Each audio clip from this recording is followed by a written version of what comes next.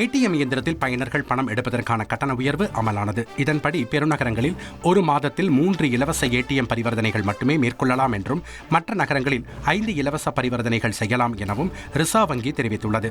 இதில் பரிந்துரைக்கப்பட்ட வரம்பை விட அதிகமாக பரிவர்த்தனை செய்தால் ஒவ்வொரு கூடுதல் பரிவர்த்தனைக்கும் 23 ரூபாய் கட்டணம் மற்றும் வரி செலுத்த வேண்டும். அதேபோன்று பண இருப்பை சரிபார்த்தால் 7 ரூபாய் கட்டணம் செலுத்த வேண்டும் எனவும் தெரிவிக்கப்பட்டுள்ளது.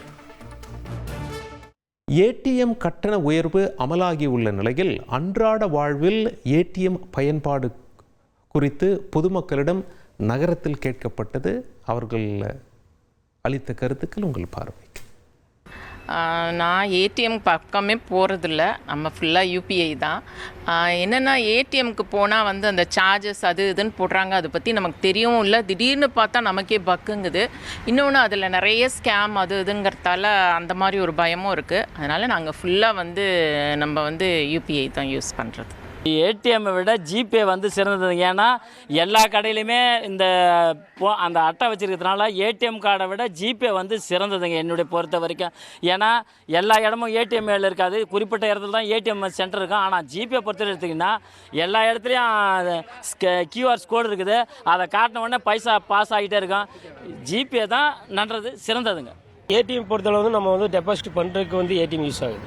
மற்றபடி நம்ம ஆட்டோ தொழில் இருக்கிறதுனால ஒரு 50 ரூபாய்க்கு 30 ரூபாய்க்கு என்னால் ஜிபே தான் எதிர்பார்க்குறாங்க. அதனால ஜிபே தான் மோஸ்ட்லி நம்ம யூஸ் பண்ணிகிட்டு இருக்கோம். மோஸ்ட்லி நாங்கள் ஜிபே தான் யூஸ் பண்ணிகிட்டு இருக்கிறோம்.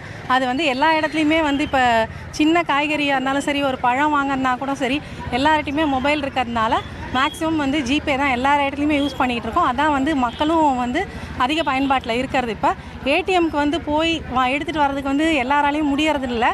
அதனால் மோஸ்ட்லி எல்லாருமே ஜிபே தான் பயன்படுத்தியிருக்காங்க. அதான் யூஸ்ஃபுல்லாகவும் இருக்குது.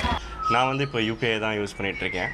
நான் மேஜராக யூஸ் பண்ணுறதுக்கான காரணம் பார்த்திங்கன்னா சேஃப்டி அண்ட் செக்யூரிட்டி. அதாவது நம்ம இப்போ யூபிஐ யூஸ் பண்ணும்போது பியர் டு பியர் ட்ரான்சாக்ஷன்ஸ்னு சொல்லுவோம். அதாவது என் ட்ரான்சாக்ஷன் 2 ஃபேக்டர் ஆத்தென்டிகேஷன். அதாவது நான் பாஸ்வேர்டும் போடுவேன், அதே மாதிரி ஃபிங்கர் பிரிண்ட்டும் வைப்பேன்.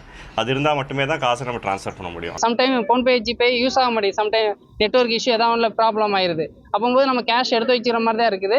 கேஷ் எடுத்து வச்சுக்கலாம் பார்த்தோம்னாலும் இந்த மாதிரி 23 ரூபாங்கிறது ஒரு டைமில் அது ரொம்ப அதிகமாக தான் இருக்குது. செய்திகளை உடனுக்குடன் தெரிந்து கொள்ள உடனே சப்ஸ்கிரைப் பண்ணுங்க.